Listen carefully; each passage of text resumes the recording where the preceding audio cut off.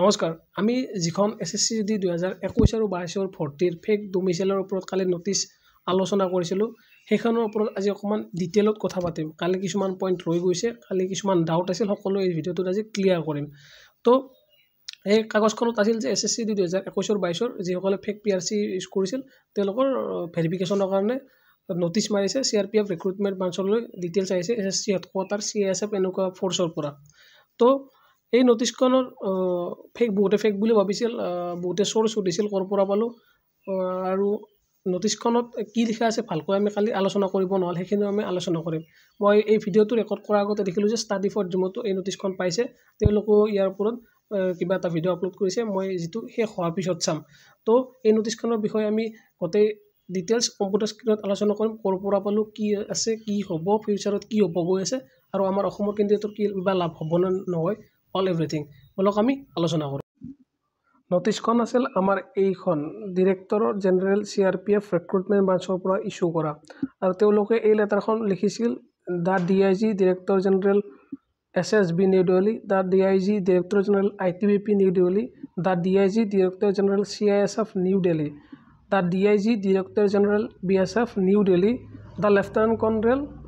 DTE general Assam rifles New Delhi the under secretary SSF MHA আৰু দা assistant director NCB তো এইখিনিক তেওঁলোক এই লেটাৰখন লিখিছিল আৰু ছাবজেক্টটো আছিল যে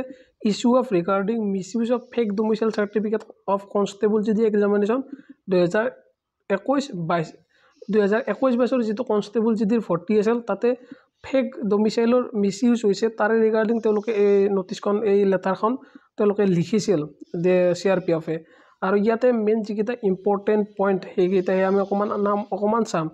2 নম্বৰ পইণ্টটো আমি যদি এবাৰ চাওঁ in the representation the application have large number of candidates from the state of Bihar, Assam and Uttar Pradesh have been selected in a constable GD examination against vacancy quota of state of West Bengal on basis bogus caste certificate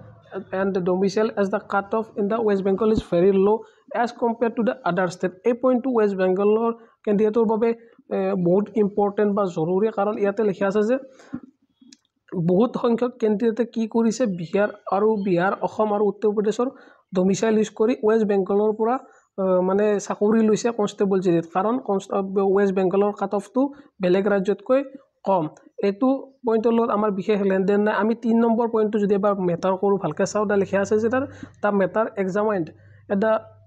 SSC headquarter and it was observed that these candidates have passed their matriculation examination from one state but have provided domicile certificates of another state West Bengal Assam Nagaland etc তো এইখিনি আমাৰ important কথা ইয়াতে লিখা আছে যে এই বিষয়টো SSC হেডকোৱাৰ্টাৰত যেতিয়া অবজাৰ্ভ কৰা হ'ল তেতিয়া তেওঁলোকে তাতে পালে যে এই ক্যান্ডিডেট বিলাকে কি কৰিছে তেওঁলোকৰ মেট্ৰিক এখন বেলেগ ৰাজ্যৰ পৰা দিছে আৰু তেওঁলোকে যিখন ডোমিচাইল দিছে অসম পশ্চিম বংগ আৰু নাগালেণ্ডৰ পৰা দিছে তাৰ মানে তেওঁলোকে যিখন চাৰ্টিফিকেট ডোমিচাইল চাৰ্টিফিকেট দিছিল অসম আৰু পশ্চিম বংগ নাগালেণ্ডৰ পৰা দিছিল তাৰ মানে এই লৰাবিলাকে চাকৰি অসম পশ্চিম বংগ আৰু নাগালেণ্ডৰ পৰা চাকৰি লৈছে নাগালেণ্ডৰ পোষ্ট অসম নাগালেণ্ড পশ্চিম বংগৰ পোষ্ট বিলাক তেওঁলোকে লৈছিল এটো ইয়াতে তেওঁলোকে কৈছে তো এটো অকল আমাৰ অসমৰ কাৰণে বা পশ্চিম বংগৰ কাৰণে অনলি বুলি বহুতে কৈছিল তেনেকুৱা নহয় এটো আমাৰ অসমৰ কাৰণে ইয়াতে সাফ লিখা আছে যে তেওঁলোকে আমাৰ অসমৰ পৰাও ডোমিচাইল লৈছে অসমৰ পৰা ডোমিচাইল লৈছে মানে অসমৰ কোটাৰ পৰা তেওঁলোকে চাকৰি লৈছে আৰু এইটোৱে তেওঁলোকে কৈছে যে তেওঁলোকে অসমৰ পৰা চাকৰি লৈছে আৰু ইয়াতে লিখা আছে যে দিয়াৰ ফৰ লিষ্ট ডাটা তলত আমাৰ লিষ্ট কিনি দিছিল যে কিমান সংখ্যক কেন্দ্ৰীয়তে চাকৰি লৈছিল 2021 আৰু 22 আমি এইখিনি অলৰেডি আলোচনা কৰিছো আৰু ইয়াতে এই সেইবিলাকৰ নাম আৰু যিসকলে তোমালোকৰ আমাৰ মোৰ সকলোৰে চাকৰিবিলাক লৈছে সাহিল ফাৰৱাল জাকিৰ হুছেইন মুজাফফৰ হুছেইন ভূপেন্দ্ৰ বলভিন্দৰ সিং সিপু কুমাৰ ৰমন কুমাৰ মোহাম্মদ তালিব কিৰণদীপ তকৰ কুলদীপ সিং এইবিলাক নাম আৰু এই PDF টো মই স্ক্ৰিনশ্বট মাৰি এখিনি উলাই আছো তেওঁলোকে কোন ফোৰ্স পাইছে কোনখন ৰাজ্যৰ পৰা পাইছে সকলো ডিটেইলছ এই মানে লিষ্টখনত আছিল তেওঁলোকৰ ৰোল নম্বৰ আছে ৰেজিষ্ট্ৰেচন নম্বৰ আছে ফাদাৰ্স নেম আছে অল এভৰিথিং আছিল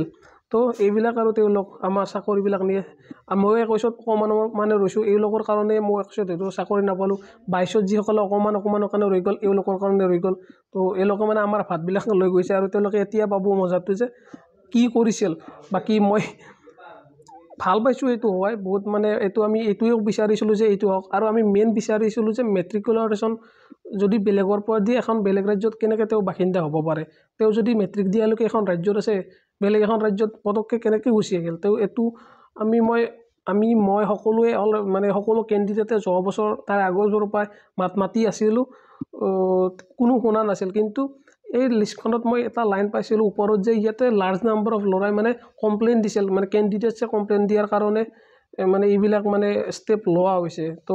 হয়তো যিসকলে মোক চাই আছে তেওঁলোকে মাতি আছিল কাৰণে এইটো সম্ভৱ হৈ উঠিছে এইবাৰ আৰু এইখন 12 তাৰিখৰ লেটাৰ যিহেতু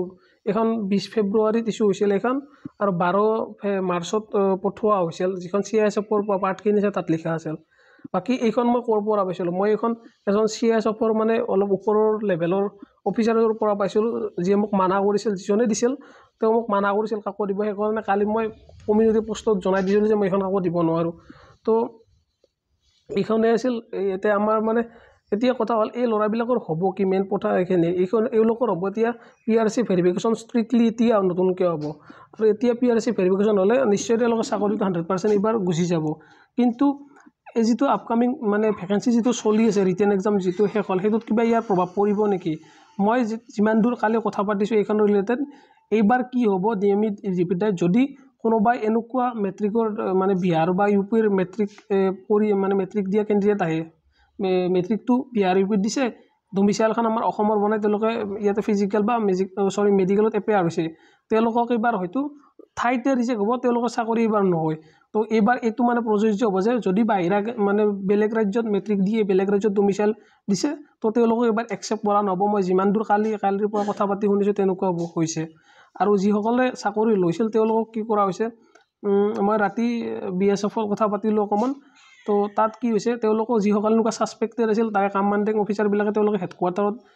মানে ডিউটি যিবিলাক অলৰেডি মানে ট্ৰেইনিং কৰি জইনিং কৰিছিল ফ'ৰ্চত তেওঁলোকক হেডকোৱাৰ্টাৰত উইথাউট ৰাইফল তেওঁলোকে মানে বহাই ৰাখিছে মানে উইথাউট ৰাইফল তেওঁলোকক ডিউটি দিব দিছে আৰু ডকুমেণ্টবিলাক বনাই মানে আনিব দিছে ঘৰক পঠাই দিয়ে তেওঁলোকে কি কৰে কোৰ্টৰ এফিডেভিট লৈ যায় তো তেনেকুৱা বহুত খেলি মেলি চলি আছে বাকী এই যিমান আছিল আৰু 1874 3727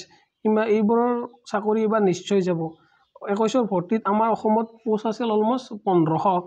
আৰু ইয়াতে তিনিখন ৰাজ্যত ডাটা আছে তিনিখন ৰাজ্যত ডাটা হ'লি 1874 অসমত হয়তো 300 400 মান 21ত সোমাইছিল তো ভাবি চাওক সেই 300 400 সোমালে মোৰো নাম আহিলৈ মোক চাই থকা সকলোৰো নাম আহিলৈ যিসকলে 21ত ওলাইছে মানে 2-3 একৰ কাৰণে তো তেনেকুৱা কথা এইবাৰ মানে ডিভিট তেওঁলোকে গোটেই ওলাই যাব মানে 100% তেওঁলোকে আউট হ'ব কাৰণ তেওঁলোকে কি কৰিব পাৰে ডমিচাইলখন বনাই আনিব পাৰে কিন্তু 10thৰখনটো আৰু অসমত আহিছে এবাৰ পৰা ওলাব নোৱাৰে তো এইবাৰৰ ভেকেঞ্চিটো মই ভাবোঁ 100% নিকা হ'ব আৰু 100% বাহিৰা মুক্ত হ'ব বাকী আমি কিবা আপডেট পালে নিশ্চয় জনাম এই নটিছখন যদি ইন ফিউচাৰ দিব পাৰোঁ মই গ্ৰুপত দি দিম এতিয়ালৈকে মোক দিব মানা কৰিছে কৰবাৰ পৰা কোনোবাই পাই সেইটো বেলেগ কথা মোক যিহেতু বিশ্বাস কৰি দিছে বা মোক যিহেতু কোৱা হৈছে যে নিদিব তো সেইকাৰণে মই অকণমান দিব খোজা নাই বেয়া নাপাব মোক বহুতে খুজি আছে বাকী আজিৰ ভিডিঅ'টোত এইখিনিয়ে ধন্যবাদ জয় অসম।